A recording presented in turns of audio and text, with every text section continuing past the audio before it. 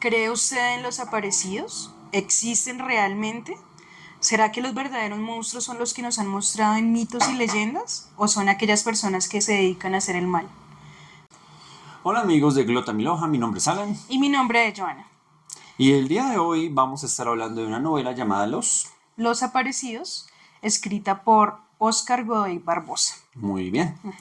Entonces, como ya es costumbre para nosotros, vamos a hacer unas preguntitas aquí mientras nos refrescamos un poco. Y la primera es, ¿de qué manera las apariciones en el pueblo reflejan los conflictos internos y colectivos de los personajes? Bueno, esta novela está situada entre Bogotá, como ciudad en la que vive su protagonista, que se llama Daniel Valencia. Hay una pequeña coincidencia con una telenovela muy conocida acá en Colombia, Pero es otro Daniel Valencia. pero no es ese, sí. Posiblemente se les caiga mejor. Que se va a aventurar en un pueblo bastante alejado de la ciudad como inspector de policía, sin tener todavía experiencia en ello. Pero bueno, se Entonces arriesga. él toma la decisión, se va para ese lugar y resulta que allá en la memoria colectiva y en las historias que se cuentan voz a voz, como parte de la tradición oral, están unos personajes que llaman sobre todo las señoras viejitas los aparecidos. Estos aparecidos, uno como lector los puede asociar casi que de inmediato con esos personajes que nos han descrito en las leyendas colombianas. Entonces está, por ejemplo, la Madre Monte, está la Patasola, está la Llorona, y uno de los personajes que va a ser más importantes a lo largo del relato, el Hombre del Río. El hombre del río. El Hombre del Río es casi que uno de los principales aparecidos de este pueblo y se le atribuye el haberse robado a algunas muchachas y luego devolverlas, a veces con hijo, con hijo incluido de 5 o 7 años, y lo que les generaba bastante suspicacia a las mujeres mayores era que estas personas que eran atacadas por el Hombre del Río volvían años después, pero no se les veía maltratadas, ni más flacas, ni tristes, sino por el contrario llegaban rozagantes, Entonces, eso sí, muy silenciosas, con la mirada un poco huidiza, pero en buenas condiciones físicas. O sea, se los robaba, pero las trataba bien. ¿Cuál es la primera reacción que tiene Daniel Valencia ante este personaje? Pues de absoluta incredulidad. Entonces él dice, siendo un hombre muy racional, no, ¿cómo se les ocurre eso? Eso seguramente es que estas mujeres se van y tienen por ahí aventuras amorosas y para no ser juzgadas por su familia vuelven con el cuento del Hombre del Río. Le echan la culpa al Hombre del Río. Le echan la culpa al Hombre del Río. Las señoras mayores del pueblo intentan convencerlo de lo contrario, diciéndole, no, vea que el Hombre del Río sí existe, los aparecidos, aunque la gente de la actualidad piense que es puro cuento, están por ahí refugiados y van a volver a aparecer en cualquier momento. Y ellas le temen a ese momento. Muy bien, muy bien. Eso, te invito a que te refresques mientras yo pues, indico la siguiente pregunta. Entonces la siguiente pregunta es, ¿cómo interpreta la novela la relación entre el pasado y el presente y qué papel juegan los recuerdos en la construcción de la trama? Bueno, preguntas complejas, ¿no? Sí, claro.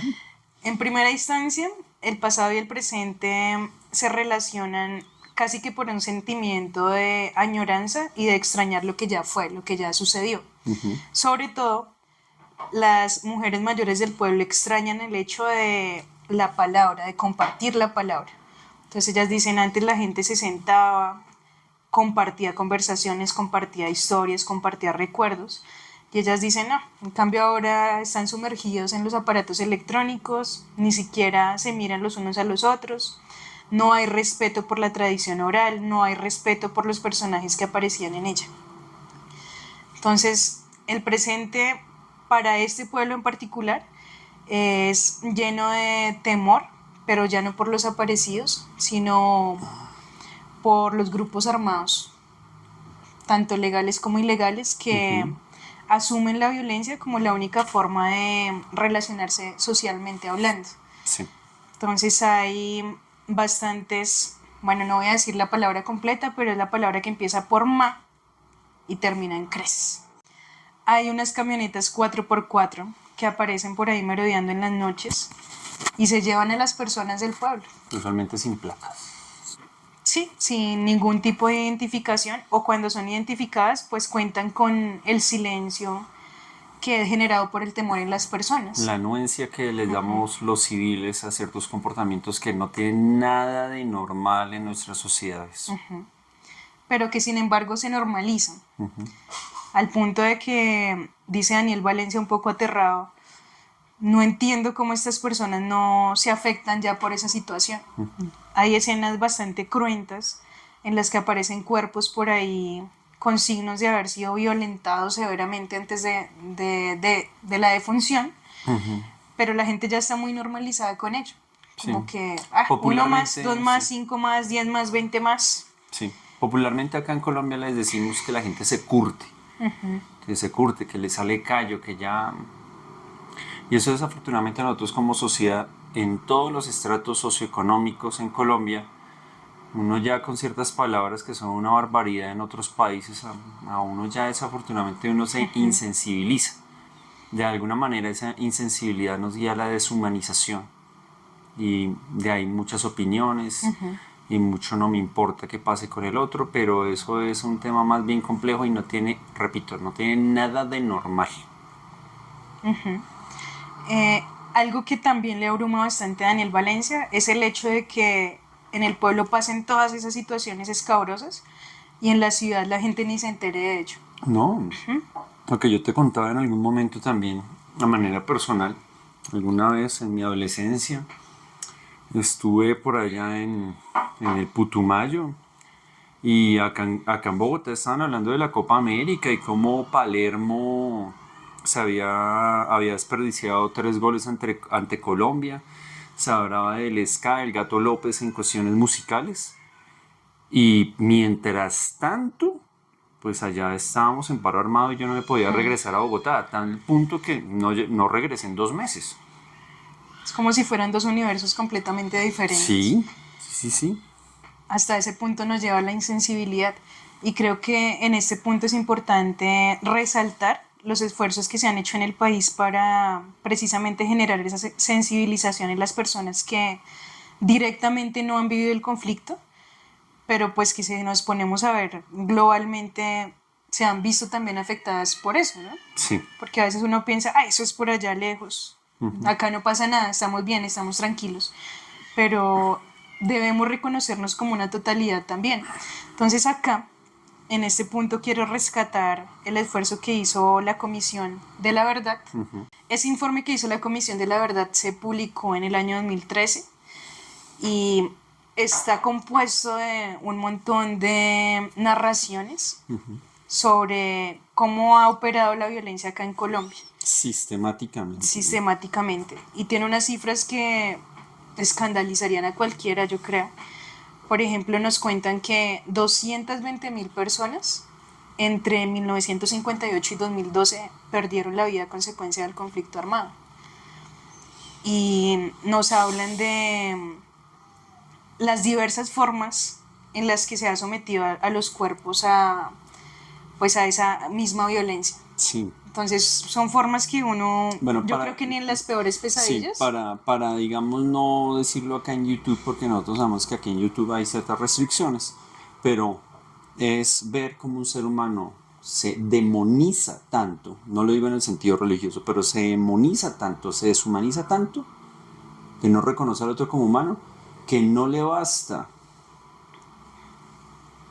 darle, a ver cómo lo decimos acá, no le basta chuparle la vida y tener ahí pues lo que queda después de que a alguien le quiten toda su vida, sino lo que hacen con los cuerpos de esas personas que ya fueron, pues ya les finalizaron el contrato de la vida, vamos a decirlo así.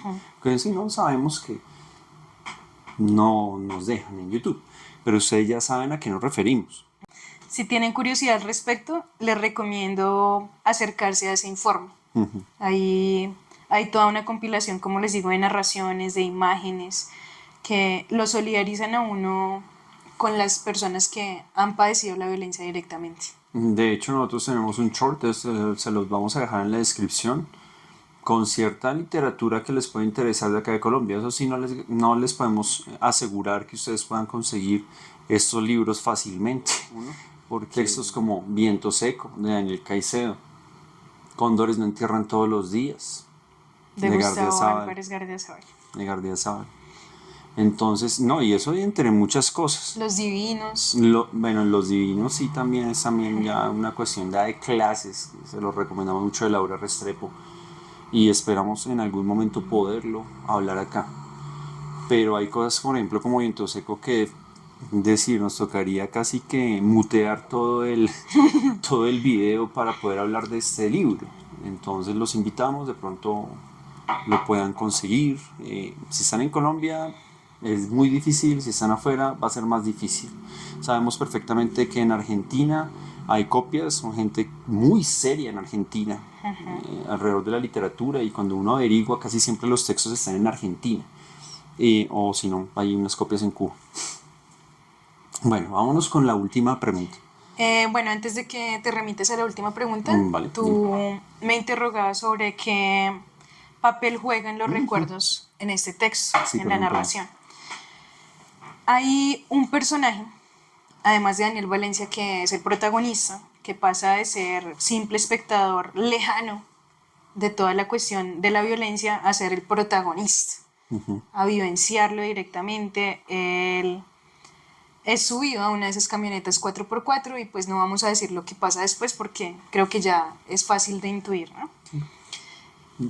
Y se mete en ese embrollo porque no obedece una sentencia que le dan allá, y es que las brisas son malas para la salud, le dicen, porque él ha ido a una región Población, específica que se llama así, a simplemente hablar con una mujer porque le generó mucha curiosidad la desaparición de otro de los personajes, que es Miriam, y aún más curiosidad le generó el hablar con Chila o Cecilia, que es la mamá de esta muchacha, y que dice que ella desapareció porque se la llevó el hombre del río. El hombre. Entonces Daniel Valencia empieza a indagar, a mirar cómo es que funciona el asunto del hombre del río, a ver si sí existe, porque pone en tela de juicio ya su absoluto racionamiento de la vida.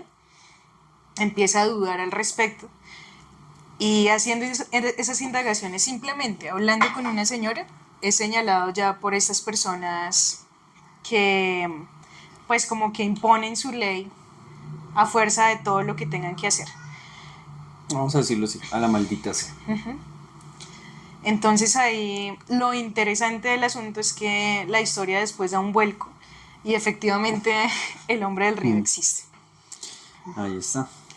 Y salva a Daniel Valencia de perder la vida en manos de estas personas y de sumarse a esa lista de desaparecidos que desafortunadamente pues nunca se esclarece qué pasó con ellos. Eso no. Por ahí en ocasiones como que se dilucida la verdad, pero pues es bastante huidiza acá, ¿no? Sí.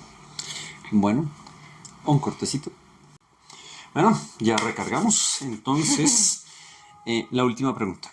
Y es, ¿qué simbolismo se puede atribuir a los aparecidos y cómo influyen en la transformación de los personajes a lo largo de la historia?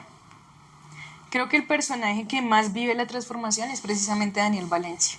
Como ya les dije con este cuento del hombre del río, él deja de lado sus paradigmas absolutamente racionales y podríamos decir limitados de citadino, para ampliar su horizonte, para ver más allá de lo que había aprendido durante toda su vida, y empieza a creer en los aparecidos.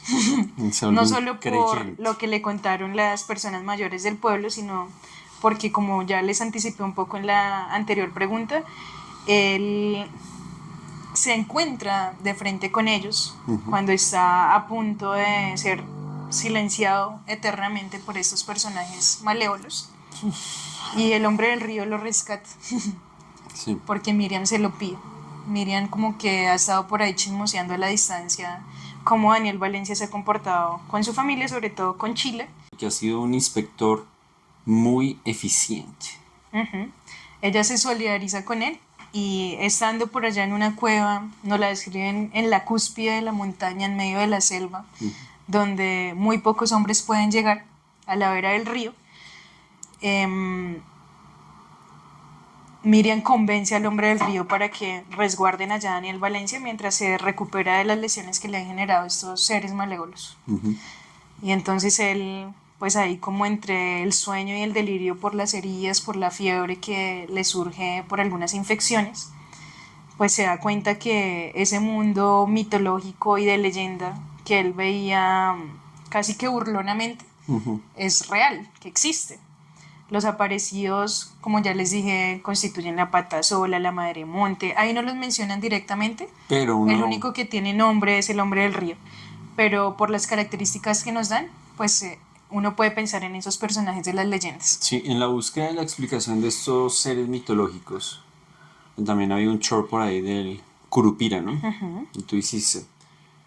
Es curioso cómo el Curupira aparece en el Brasil, cómo el Curupira aparece en Perú, cómo aparece en Colombia. Entonces vemos cómo todas esas mitologías confluyen en nuestros países latinoamericanos. Sí, yo sé, es reiterativo acá, pero una cosa nos une, aparte de nuestra historia, y es nuestra literatura, incluso nuestros comportamientos, nuestra comida, muchas cosas nos unen como suramericanos. Entonces, pues ahí está. Que este hombre también, el hombre del río Sí. también aparece en otras mitologías, ¿no? Sí, sí, sí. Entonces, Tal vez con otros nombres, pero ahí está. se hace presente. Sí, entonces si uno profundiza, uno dice, oiga, pero esto aquí le decimos de tal forma. Sí, sí, sí. Entonces, Él sufre la más grande transformación, pero creo que todo el pueblo vive también esa transformación porque hay un momento en que los aparecidos se ponen furiosos y bravísimos porque ven cómo los hombres se están portando, destruyendo la naturaleza, talando los árboles y además de eso siendo malos los unos con los otros, sí, atentando contra la vida de las otras personas. si eran los chinos acá en la selva amazónica brasileña. Entonces se ponen tan furiosos que empiezan a hacer de las suyas. Sí. Ya como que estaban apaciguados porque además la gente no creía mucho en ellos, estaban concentrados en la música, en los ruidos de la cotidianidad y dejaron de lado todas esas historias. Pero los aparecidos resurgen y empiezan a devorar, empiezan a hacer maldades, empiezan a hacer que esas camionetas 4x4 queden por allá volcadas, enterradas en medio de la selva. Se sale todo de control. Y la gente retorna a las antiguas creencias y dicen, oiga, sí, eso de los aparecidos es cierto, es verdad. Entonces la tradición oral muestra su gran poder.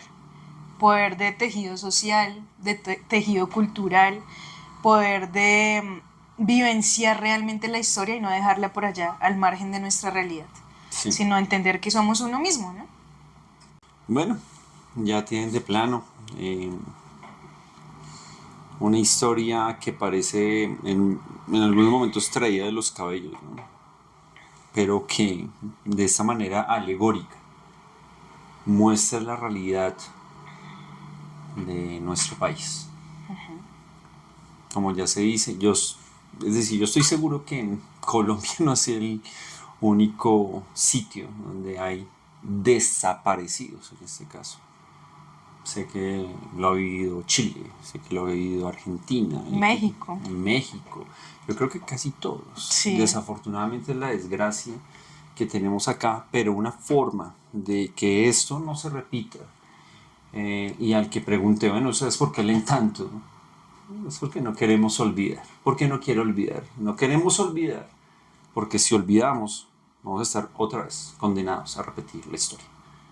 Entonces, amigos de Glota Miloja, queda abierta la invitación a acercarse a esta obra, a acercarse a nuestra tradición oral, tan rica en personajes que son tanto desaparecidos como aparecidos, Sí. y también acercarse al informe Basta Ya de la Comisión de la Verdad, porque creo que es de suma importancia que seamos solidarios con las personas que han vivenciado directamente el conflicto y que podamos entendernos como parte de un tejido social, no como seres particulares que están por ahí aislados y que pueden ser completamente indiferentes ante lo que vive el otro. Sí, y lo otro, si en algún momento tienen inquietud sobre qué leer, porque digamos, si nosotros les decimos vayan pues, al informe de la Comisión de la Verdad, más de uno, por simplemente gusto, divergente, no quiere leer de pronto eso, pero de pronto sí está dispuesto a leer otra cosa. De pronto irse por el lado de la literatura. Y nosotros, si nos preguntan, vamos a decirles de lo que sabemos, aparte de los textos que ya mencionamos antes acá. Entonces, si tienen curiosidad, si no se quieren quedar en el limbo acerca de estos temas, ya saben, nosotros estamos prestos ahí por interno o por comentarios, como quieran. Suena como a frase de cajón de las personas que publican en YouTube, pero no se trata de eso, se trata también como de conozcamos nuestra historia como latinoamericanos, porque si no ciertas personas que casi siempre ostentan el poder nos van a seguir devorando. Y nos van a seguir contando la versión oficial, Sí, que deja de lado que precisamente deja de lado estas nuestra voces, versión. estas voces y las voces de las Sí, personas que tienen que ser escuchadas, que están clamando ser escuchadas y que están clamando también saber qué sucedió con sus familiares. una cosa antes de terminar el video, no es que queramos arremeter en contra cuando dijimos el comentario de qué pasaba en Bogotá en la época de cierto paro armado en el pasado, con lo del tema del fútbol. No estamos diciendo es que eso es malo, si a usted le gusta, pues bien, que a usted le guste, pero una cosa sí es clara, que ese gusto que usted tiene no se confunda con simplemente una distracción para desentenderlo a usted como agente democrático, además de todo, de lo que pasa a su alrededor.